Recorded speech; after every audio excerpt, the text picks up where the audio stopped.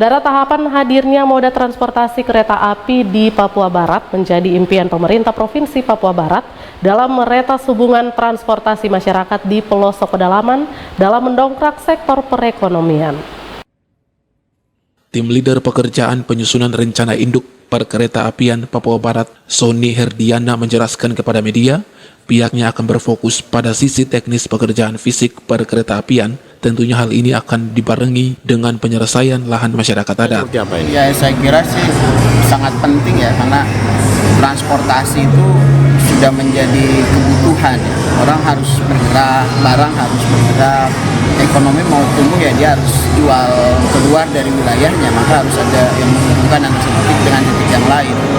Nah, kereta api ini adalah satu transportasi yang relatif murah ya. Kalau sudah terbangun itu akan sangat murah karena daya tampungnya besar gitu. Jadi kalau untuk Sorong sebagai salah satu pusat ekonomi di Papua Barat, itu akan memberikan dampak ke perkembangan ekonomi nanti. Iya. Dari sosialisasi ini Bang, apa yang didapatkan Bang dari sosialisasi? Kemudian kapan akan mulai dilakukan pengerjaan secara fisik Bang?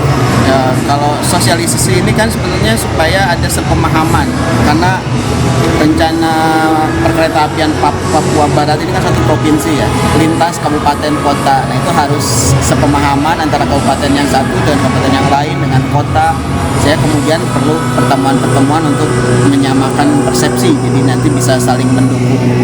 Pelaksanaan sendiri kalau untuk fisik sebenarnya masih lama ya, karena ini baru pada tahap rencana induk, nanti akan disusun DED, FS gitu. Dalam kalau direncananya mungkin di tahun ketiga mudah-mudahan atau keempat setelah ini sudah mulai ada FS yang selesai dan bisa dilanjutkan dengan pembangunan fisik. Iya, untuk fisiknya sendiri kira-kira untuk deadline waktunya Bang, apakah ada deadline waktu setelah semua udah selesai terkait masalah hak wilayah dan sebagainya? Iya, semua harus selesai dulu. Harus selesai dulu baru bisa pembangunan fisik.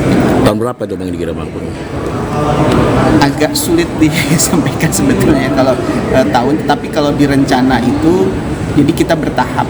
Ini kan cukup panjang ya sebetulnya ya, dari Sorong sampai Manokwari. Jadi ada tahap-tahapan. Di trase 1 mungkin yang akan dikejar dulu itu ya dari Sorong dulu gitu ya, arahnya. Itu mungkin di tahap 1 itu di 5 tahun pertama. Mudah-mudahan sih sudah ada, kalau lancar ada kelanjutan dengan pembangunan fisik.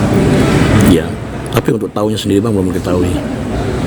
Ya, kalau sosialisasi ini akan menjadi masukan ya. Nanti bagaimana masyarakat menanggapi kalau positif, daerah-daerah juga gitu ya. Kalau memang bisa berkoordinasi dengan baik, mungkin bisa mengakselerasi kecepatan. 2030 Bang?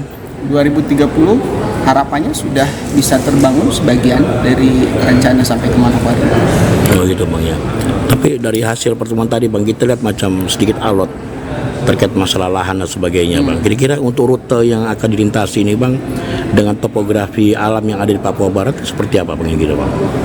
Ya, ada dua tantangan ya. Satu adalah masalah topografi tadi, tapi kalau topografi itu dengan FS nanti akan dicari rute yang paling memungkinkan. Secara teknologi saat ini sih sudah bisa diatasi gitu ya, tapi memang mungkin ada perbedaan biaya yang agak lebih tinggi ketika menghadapi situasi-situasi yang lebih sulit.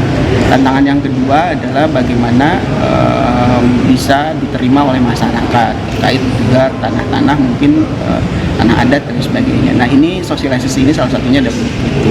Jadi butuh ada koordinasi, pertemuan-pertemuan, termasuk juga edukasi barangkali gitu ya. Jadi ada kesepahaman antara pemerintah dengan masyarakat, sama-sama memahami bahwa ini adalah sebuah program yang positif untuk semua. Jadi nantinya ada jalan keluar yang bisa dipecahkan.